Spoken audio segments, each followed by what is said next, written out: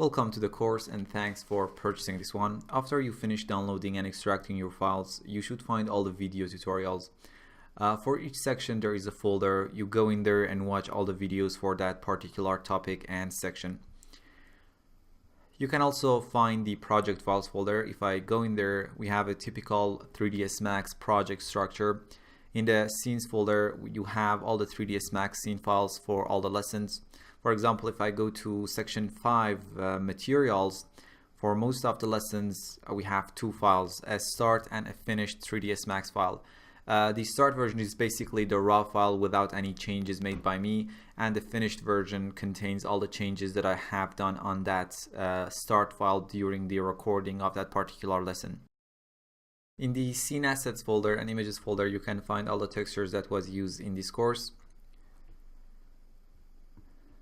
In the render output folder, you can see we have the same folder structure, and here you can find the final renders of the lessons and some other things that I will mention during the videos.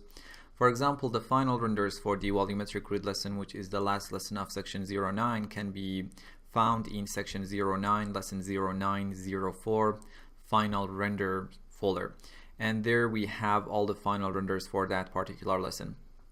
Or if I go to lighting section, lesson 0205, which is about very sun and sky, in the final render folder we have all the final renders for this lesson too.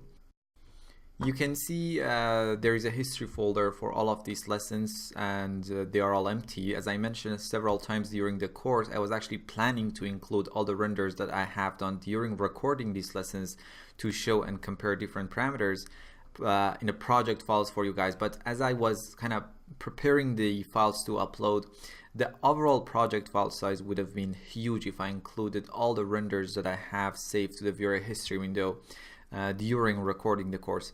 Also, I realized they wouldn't be that important because I go through all of those renders during the video tutorials anyway. All the models or textures used in this course are made by mographplus.com or properly licensed to be redistributed by mographplus.com through this course and cannot be used elsewhere commercially.